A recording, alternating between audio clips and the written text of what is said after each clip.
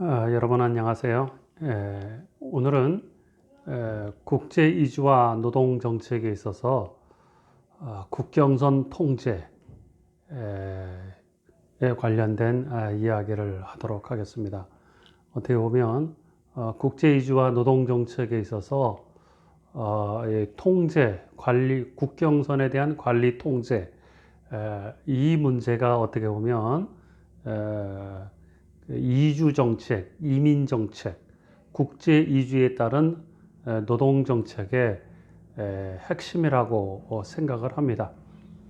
그래서 먼저 우리가 이 국경선에 관련된 관리와 통제 부분에 있어서 그러면 국경선에 대한 이해를 좀 하고 왜 국제 이주에 따른 통제 문제가 나오는가, 그리고 이 통제를 어떻게 할 것인가를 중심으로 해서 이민 정책, 이주 정책, 노동 정책들이 어떻게 형성되는가에 관련된 이야기를 나누고자 합니다. 여러분 이제 국경선 하면 여러분 머릿속에 먼저 떠오르는 것이 어떤 것인지 모르겠어요. 저는 국경선 하면 먼저 이게 남북 대치 상황에 있어서 우리 휴전선 이야기가 먼저 머릿속에 딱 떠오릅니다. 그리고 남북 대치 상황에서의 휴전선 하면 제 머릿속에는 1976년 8월 18일 날 주한미군이 휴전선에서 만원경으로 휴전선 인근을 이렇게 관찰하다가 미루나무가 시야를 가려서 그 미루나무를 자르기 위해서 갔습니다. 이때 이제 북한군들이 내려와서 결국은 이 남쪽 측과 북쪽 측이 심하게 부딪힘 현상이 일어났고, 여기에 도끼를 들고 여러분 사진에서 보듯이 도끼를 들고 몽둥이를 들고 뭐 이런 장면이 연출이 됩니다. 그래서 결국은 이 미루나무를 자르는 이 과정에서 북한군과 주한미군 이런 쪽에 충돌을 하면서 어떻게 보면 제2의 6.25 전쟁이 날 뻔한 그런 사건이 저는 제가 어렸을 때 봤던 그런 기억이 아직도 지금도 생생하게 남습니다. 그래서 국경선 하면 저는 남북의 대치 상황, 그리고 총, 칼, 탱크 이런 것들이 먼저 떠오릅니다. 그래서 실제로 우리나라 대부분의 국민들은 국경선 하면 어떻게 보면 굉장히 이렇게 벽이 높은 그런 것으로 많이 이해가 됩니다. 그래서 여기 그림에서 보다시피 남한과 북한이 있는데, 남한 같은 경우는 북쪽으로는 북방 한계선, 남방 한계선, 그리고 군사 분계선이 이것이 다 휴전선으로 되어 있는데, 남쪽 사람도 북쪽 사람도 군의 허락 없이는 여기에 함부로 가지 못하는 거죠. 그래서 우리는 이거를 이제 국경선이라기보다는 아직은 전쟁이 끝나지 않은 상황에서 우리가 휴전선으로 그렇게 많이 이야기를 하죠. 그래서 우리가 북쪽으로는 이게 휴전선으로 총칼을 들고 대치할 수밖에 없는 휴전선이고, 동쪽으로 가든 서쪽으로 가든 남쪽으로 가든 한국의 상황에서는 삼면이 다 바다예요. 그래서 한국 사람에게서의 국경선은 아주 높은 벽을 절감하고 건널 수 없는 그런 것들을 많이 느끼고 있습니다. 그런데 다른 나라의 경우는 그렇지 않습니다. 지금 이 그림은 국경선을 중심에 두고 이쪽은 미국, 이쪽은 멕시코입니다. 미국과 멕시코가 국경선을 두었어요. 그래서 이 국경선의 이 사이는 지금 어떻게 보면 창살과 창살과 같은 이제 그런 상태에서 서로 여기다가 막대기를 두고 양쪽에 미국 쪽과 멕시코 쪽이 서로, 이거는 뭐죠? 시소죠, 시소. 시소를 타는 이런 사진입니다. 그래서 국경선이 있긴 하지만 서로 손을 내밀면 악수도 할 수 있고 음식도 나눠 먹을 수 있고 아주 가깝죠. 특히 이제 이런 국경선 같은 경우는 어떻게 보면 이게 트럼프 대통령이 들어오면서 이런 높은 장벽이 됐지만 이전의 국경선은 사람 가슴 높이밖에 안 됐어요. 국경선이. 그래서 미국 쪽과 멕시코 쪽에서 국경선을 놓고 서로 배구대회도 하고 뭐 이런 재미있는 장면이 있었던 거죠. 그런데 한국 같은 경우는 허가 없이 국경이나 휴전선을 두고 상대방과 접촉을 할 수 없지만 여기는 얼마든지 멕시코 같은 경우는 할 수 있는 이제 그런 경우입니다. 그래서 이거는 조금 한국보다는 좀 다르죠. 한국은 남방 한계선, 북방 한계선에서 4km인데 이거는 그냥 이게 철 구조 하나를 놓고서 서로 악수도 하고 그럴 정도로 이렇게 가깝습니다. 그것이 이제 미국과 멕시코의 이제 국경인 거고, 유럽 쪽으로 가면 이렇습니다. 이것은 독일과 스위스의 국경이에요. 국경이 어디인 거죠? 어디가 스위스고 어디가 독일인 거죠? 알 수가 없죠, 그죠? 잘 알 수가 없어. 그냥 도로를 통과하는 거예요. 제가 얼마 전에 독일을 갔다 왔는데 독일을 거쳐서 스위스로 가는 과정이었습니다. 그런데 안내하시는 분이 지금 여러분 금방 우리는 독일을 지나서 스위스로 넘어왔습니다. 그런데 국경선이 어디인지 모르겠어요. 그냥 도로를 통과하면 되는 거예요. 도로를 통과할 정도로 알 수 없을 정도로 사실은 국경의 구별이 쉽지 않다 이런 겁니다. 아시아 지역에서도 마찬가지예요. 아시아 지역에서도 보면 어디가 국경선인지 알 수 없는 거예요. 어디가 국경선이죠? 여기가 무슨 검문소 같은 데가 있으니까 여기가 국경선으로 이해할 수 있는데 여기는 이제 버스 터미널이고 이제 여기가 국경선이에요. 여기가 국경선으로 지나가는 건데 지금 이 사람들은 어떤 사람들이냐면 캄보디아 사람들입니다.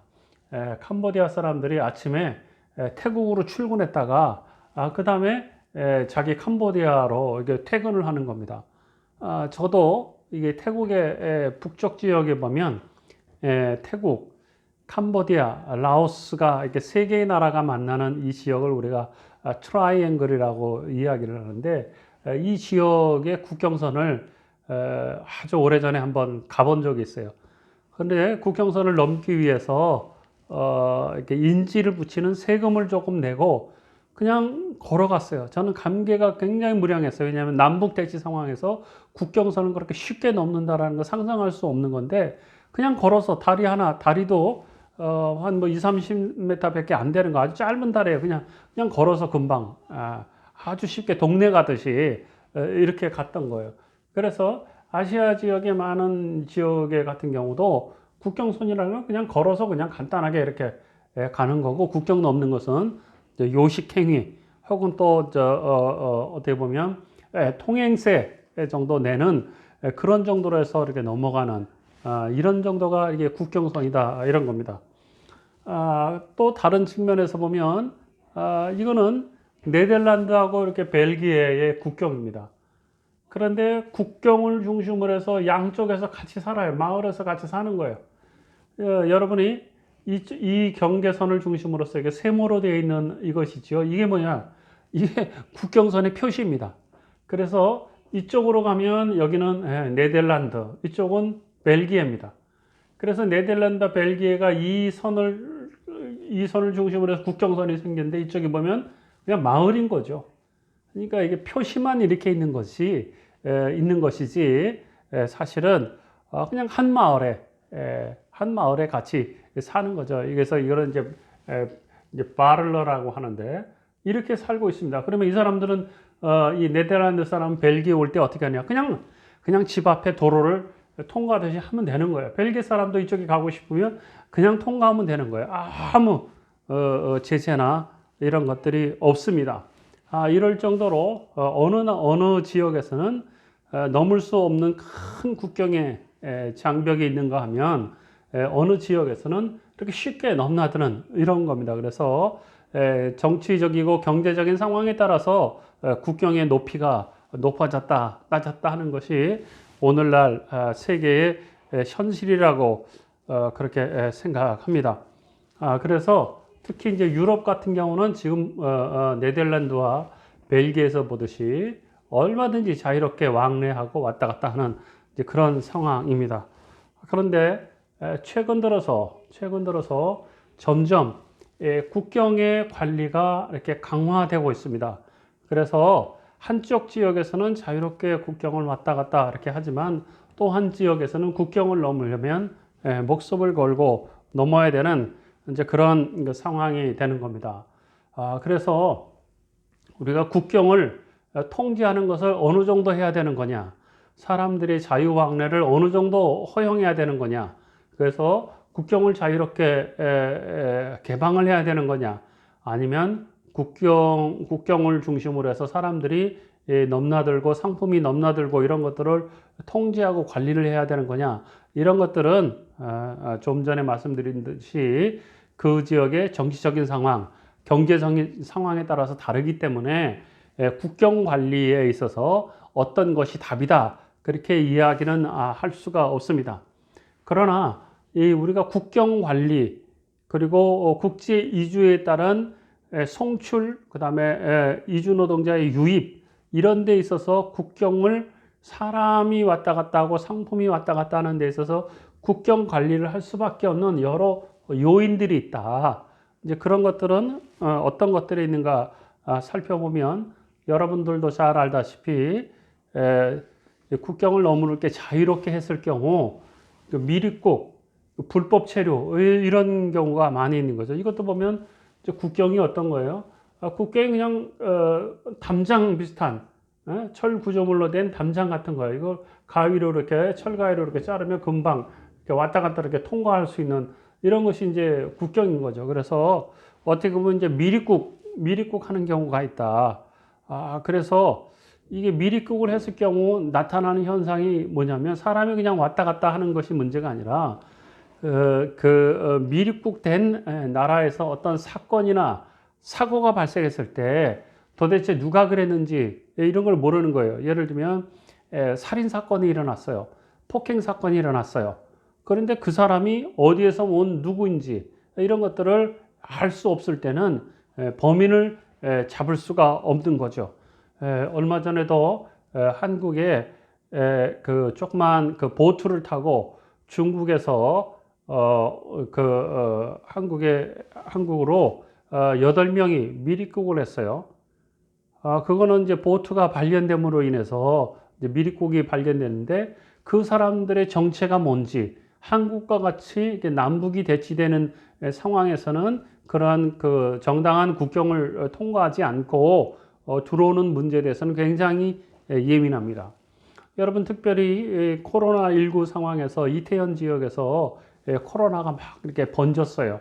그런데 코로나 바이러스를 검출한 결과 어떻게 보면 한국형 바이러스가 아니라 그거는 그 미국이나 유럽에서 발견되는 그런 바이러스인 거죠. 그러면 그 이태원 지역에서 바이러스를 전파한 최초의 원인자는 그 유럽인이나 미국에서 온 사람들을 외국에서 온 사람일 가능성이 높다라는 거죠.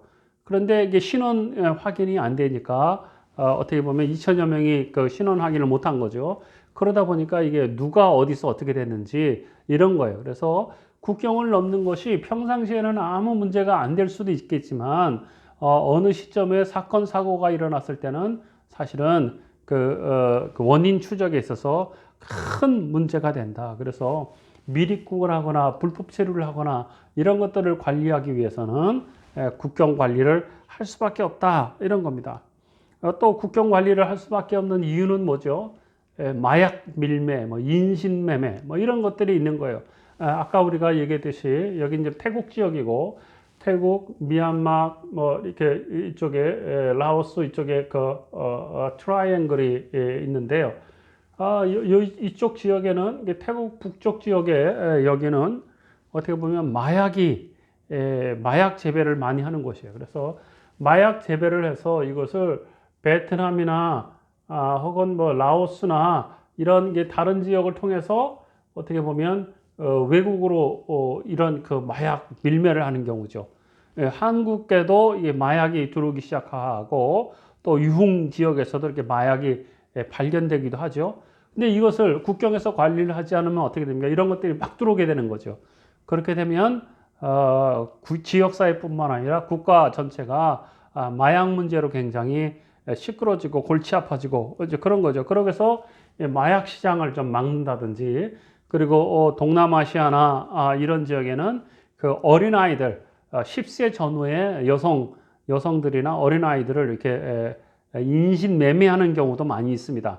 그래서 이 인신매매를 통해서 노동시장에 그 아이들을 보낸다든지 아니면은 그 유흥산업에 보낸다든지 이런 것들도 있습니다. 그래서 그런 것들을 방지하기 위해서라도 국경관리 이런 것들이 이제 필요하다 이런 겁니다. 그래서 앞서 국경관리 이유 중에 앞서는 이렇게 범죄나 그 마약과 같은 이러한 잘못된 것이 들어오지 못하도록 이렇게 관리를 하기도 하지만, 또 어떤 경우는 국경이 필요한 이유는 뭐냐면 사람들이 오고 가면서 그 나라에서 어떻게 보면 이제 자기 나라에서 외국에 나갈 때 물건을 가져가는 거죠. 그래서 밀수 같은 경우, 그 다음에 보따리 장사 뭐 이런 것들이 있는 거죠. 그래서 우리가 지금 그 자식이 있으면, 우리 같은 사람이 있으면 지금 생전에는 모든 사람들은 다 부모가 있는 겁니다. 그래서 내가 있다라는 것은 곧 부모가 있다라는 거예요. 자식이 있다라는 것은 부모가 있다라는 것을 전제하는 거예요. 이와 마찬가지로 모든 사회에서는 수익이 있는 곳에서는 반드시 세금이 있는 거다. 그런 거죠. 그래서 국가가 국가 재정 관리하기를 위해서는 국가의 수입이 필요한 거예요. 그래서 수익을 남기는 곳은 반드시 세금을 내게 돼 있어요. 근데 국경을 넘을 때는 어떻게 되죠? 어떻게 보면 그 A라는 국가에서 B라는 국가로 물건을 가져갈 때 세금을 안 내고 세금 탈루 밀수를 하는 그런 경우도 있죠. 그래서 그런 것들을 다 관리하고 통제하고 이런 것을 목적으로 하기 때문에 그런 것을 위해서라도 국경을 관리하는 그런 경우가 많이 이제 늘어난다 이런 겁니다. 또 때로는 여기는 저기 그 출입국관리소, 그 수산동물 검역소 뭐 이런 건데요. 어떻게 보면 공항이나 항만을 통해서 외국에서 이렇게 들어올 때 동식물, 외국에서 들어오는 동식물에 의해서 이게 병균을 옮긴다든지 이런 것들이 있습니다. 그래서 그런 것들을 차단하기 위해서라도 국경 관리가 필요하고, 또 때로는 보면 외국에서 들어오는 예를 들면 황소개구리랄지 또 이렇게 귀한 물고기랄지 이런 것들이 막 수입됨으로 인해서 한국 사회의 그 생태계가 교란되는 경우도 많이 있습니다. 그래서 우리가 사는 그 생활 환경 자체가, 생태 환경 자체가 큰 무질서하게 되는 이제 그런 경우가 있기 때문에 어떻게 보면 국경 관리를 통해서 동식물이 이렇게 통과되는 것, 이런 것들도 적절하게 국경 관리를 통해서 합니다. 저희가 한때는 여기 그 이주 노동자들을 위해서 쉼터를 이렇게 운영하고 그랬는데, 어느 날 쉼터에 가서 보니까 이주 노동자들이 쉼터에서 생활을 하는데 말이에요. 이게 엄지손보다 더 큰, 그 엄지보다 더 큰 이 바퀴벌레가 막 수십 마리가 왔다 갔다 하는 거예요. 왜 그러는 거예요? 보니까 이게 한국의 바퀴벌레는 어떻게 보면 조그맣게 새끼 손톱만한 정도의 바퀴벌레 크기인데, 동남아시아나 이런 지역에 가면 이게 바퀴벌레가 엄지손보다도 더 큰 것들도 많아요. 그러니까 이주 노동자들의 옷이나 물건들 이런 것들에 숨어 들어와서 한국의 바퀴벌레가 막 이게 어마어마하게 큰 것들이 지금 많이 돌아다니고 있는 거죠. 그런 것들뿐만 아니라 또 때로는 이게 큰 그 사람에게 한번 물리면 큰 그 생명에 지장을 주는 그러한 그 검역소에서 개미 이런 것들도 발견되죠. 그래서 개미를 잡기 위해서 막 컨테이너 박스를 뜯기도 하고, 이런 검역소에서 그런 일이 있었잖아요. 그죠? 이제 이런 것을 위해서도 국경 관리를 하기도 한다. 그런 거죠. 그래서 그동안은 어떻게 보면 이주 노동자들을 이제 막기 위해서 어떻게 보면 이제 국경 관리를 많이 했는데, 최근에 이제 그 EU 국가 내에서도 자유 왕래를 했던 유럽에서도 이제는 국경 관리를 많이 하기 시작했습니다. 그래서 한국도 유럽에 가기 힘들고 유럽에서도 자기들끼리 왔다 갔다 하는 것을 많이 이제 통제를 하기 시작했는데 잘 알다시피 이제 코로나 바이러스 때문에 국경 관리가 요즘은 더 강화되는 거죠. 그래서 국경을 넘을 때 만약에 코로나 바이러스 확진자가 국경을 넘어서 A라는 나라에서 B라는 나라로 그냥 마구잡이로 돌아다니게 될 경우는 어떻게 되죠? 지금 전 세계적으로 코로나 그 바이러스가 유행하듯이 수많은 사람들의 생명을 잃게 만들고 경제를 중단시키고 사회를 마비시키는 이런 일이 있는 거예요. 그래서 국경을 넘을 때 발열 체크를 하고 여러 가지 이제 질병 관리도 이제 국경을 통해서 국경 관리를 통해서 이렇게 하게 되는 것이고, 만약에 국경을 넘는다 하더라도 한국 같은 경우는 14일 동안에게 자가격리 이런 거를 통해서 국민의 건강 안전 이런 거를 하는 거죠. 그래서 국경 관리가 있을 수밖에 없다라는 거죠. 조금 전에 제가 코로나 바이러스를 얘기했습니다. 그런데 또 어떤 현상이 있는가 하면 국경을 관리하기 위해서 이게 인도적인 정말 이렇게 목숨을 걸고 넘는 사람들이 있습니다. 이거는 시리아에서 이게 전쟁이 벌어져서 내전이 벌어져서 시리아의 난민들이 130명이나 되는 난민들이 갈 곳이 없는 거예요. 자기가 살고 있는 지역에 계속 살고 있으면 총이나 포탄에 맞아서 죽을 수밖에 없는 거예요. 그래서 자신들의 재산이고 뭐고 다 버리고 국경을 넘어서 넘어가는 거예요. 그래서 시리아 사람들이 지금 어디를 가고 있어요? 요르단으로 넘어갑니다. 그래서 요르단이라는 나라에서는 이 난민들을 이렇게 받아들였어요.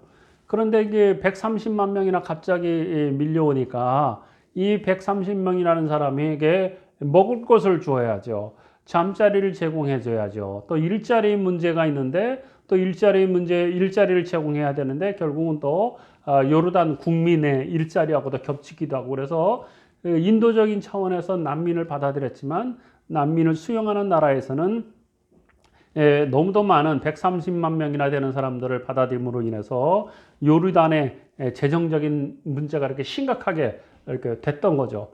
그래서 이거를 어떻게 조절할까 이런 문제가 또 나오는 거예요. 그래서 자연스럽게 인도적인 차원에서 이주민이나 난민을 받아들인다 하더라도 무조건 다 받아들일 수 없는 것이고 적절한 조절이 필요한 거다.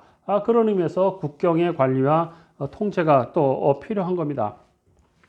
여러분이 잘 알다시피 이 그림은 2005년도에 프랑스 소요 사태인 거죠. 여러분, 프랑스 소요 사태는 왜 그랬던 거죠? 이 프랑스에 방유리라는 그런 지역이 있습니다. 방유리라는 이 지역에는 이주민들이 많이 밀집 지역에서 밀집해서 사는 지역인데 여기에 좀도둑이나 기타 이렇게 사건 사고들이 많아요. 그래서 어떻게 보면 이제 프랑스의 이제 경찰들이 그 이주민 출신들이나 이런 사람들에 대해서 검문 검색을 많이 하게 됩니다. 그래서 혹시 흉기를 가지고 있다든지 아니면은 도둑이 있다든지 뭐 이런 것들을 검사하기 위해서 지나가는 사람들에 대한 검문 검색을 많이 하게 됩니다. 저도 그런 경험을 했지만 이게 전두환 시절에 이게 민주화 운동을 하거나 이런 과정에서 지나가는 행인들에 대해서 검문 검색을 많이 했어요. 그래서 가방도 다 열어보고 신분증도 복귀하고 뭐 그런 일들이 많이 있어요. 그런데 아무 이유 없이 지나가는데 막 검문 검색을 하면 굉장히 기분이 나쁩니다. 그래서 경찰이 검문 검색을 하게 될 경우는 그 사람들을 마주치기가 싫어서 옆으로 이렇게 쓱 지나가고 좀 돌아간다든지 저도 그런 경험이 있습니다. 그런데 이 망률이라는 이 지역에서 어떤 집에 도둑이 들었던 것 같습니다. 그 도둑이 들었는데 그것을 도둑 맞은 사람이 경찰에 신고를 했어요. 그래서 이 망유리 지역에서 어떻게 보면 도둑을 잡기 위해서 경찰이 검문 검색을 하는 거예요. 근데 마침 17세 소년들이 2명이 이 지역을 가다 보니까 경찰이 검문 검색을 하고 있으니까 귀찮기도 하고 그래서 또 돌아가는 거예요. 돌아가고 마주치기를 싫어서 어떻게 보면 이제 변전소에 아이들 2명이 숨었던 거죠. 그런데 그 중에 한 아이가 변전소에 숨었다가 거기서 결국은 죽게 된 겁니다. 그래서 이 소식이 알려지면서 이 방유리 지역의 이주민들이 항의 시위를 하게 됐어요. 그렇지 않아도 강압적인 검문 검색 이런 것들에 대해서 그동안 불만이 많았던 거죠. 그런데 이 사람들이 항의 시위를 하게 되니까 그 다음날 경찰이 여기서 27명을 체포해서 간 거예요. 그러니까 이 소식을 들은 또 다른 이주민들이 더 화가 난 거죠. 그래서 그 지역 전체가 들고 일어나기 시작했고 이것이 경찰하고 대치하는 과정에서 프랑스 전역으로 집회와 시위가 많이 번지게 된 거예요. 특별히 그동안 쌓여왔던 이것이 이제 프랑스 소요 사태에 더 등장하게 됐던 건데 프랑스 사회에서 그 이슬람 출신을 전부 다 이게 예비 범죄자로 보는 이러한 차별적인 시각들 그리고 이슬람 사람들에 대한 거부감 그리고 또 이주민 출신들에게 대하여서 프랑스 사회가 일자리 정책에 있어서 이렇게 차별적인 대우를 받는 듯한 느낌들 이런 것들이 불만으로 이렇게 폭발하면서 전국적인 시위가 됐던 거죠. 그래서 결국은 프랑스뿐만 아니라 주변의 대통령들도 총리들도 들고 일어나서 프랑스에서 다문화주의는 실패했다. 이런 게 다문화주의 실패의 이야기를 이렇게 하게 됩니다. 그래서 어떻게 보면 국가가 정치를 함에 있어서 국민을 보호하고 사회 질서를 유지를 통해서 국민에게 안정감을 줘야 되는데 그런 것들이 어떻게 보면 사회 불안 요소가 있을 때 국가에서는 국경을 관리해서 그 사회적 불안 요인들을 줄여나기 위해서 국경 관리 정책을 하게 됩니다. 그래서 그동안은 우리가 이 국경 관리가 어떻게 보면 이게 국민의 안전 이런 것을 많이 되는데 국경 관리가 아주 강화되고 이런 것들은 어떻게 보면 미국의 9.11 테러 사건 이후에 이것이 더 강화된 거죠. 지금 보고 있는 것은 이제 뉴욕의 금융가의 그 월스트리트의 쌍둥이 빌딩이 비행기에 의해서 이렇게 폭파되는 이제 그런 장면인 거죠. 그래서 이것을 누가 이 범인이냐 그랬을 때 이슬람 세력인 그 알카에다 이렇게 하면서 어떻게 보면 미국 사회에 들어온 이주민들이나 이주민 출신들 이런 사람들이 다 예비 테러리스트로 이렇게 미국에서는 생각을 하고 이주민 출신들 중에 이슬람 사람들 이런 사람들에 대한 검문 검색이랄지 또 그쪽 출신들이 미국에 들어오는 것들을 굉장히 막는다든지 이제 그런 것들을 하게 되면서 9.11 테러 사건 이후에 세계적으로 국경 관리의 문제가 굉장히 강화되면서 안보의 문제까지 이렇게 이제 번지게 된 거죠. 자, 우리는 여기서 그래서 한번 생각해 봐야 되는 겁니다. 그러면 국경 관리를 어떻게 해야 되느냐? 지금 여기 일가족이 있는데 자녀들도 하나, 둘, 셋, 넷, 다섯, 6명 되네요. 부부가 6명의 아이들을 데리고 좀 길을 걸어가고 있는데 뒤에는 보면 그러니까 검은 연기가 있는 거예요. 전쟁의 상황에서 이 부부는 아이를 데리고 자기가 살던 곳을 지금 떠나고 있습니다. 생존의 위기, 생계 위기에서 이 가족들은 자기가 살던 곳을 떠날 수밖에 없어요. 그런데 이 사람들을 오지 마라 그렇게 막았을 때는 결국 이 사람을 죽게 만드는 거죠. 이런 상황에서 이 사람들을 오도록 허용해야 되는가, 하지 말아야 되는가. 또 허용했을 때 아까 요르단 같은 경우 130만 명이나 되는 사람들이 너무 많은 사람들이 오는 거예요. 그랬을 때 그러면 이거를 어떻게 적절하게 관리를 해야 되나 이런 문제가 사실은 숙제로 이렇게 남습니다. 그것뿐만 아니라 어떻게 보면 이거는 지금 이게 몽골 지역에서 몽골 텐트를 이렇게 짓고 있는 장면이죠.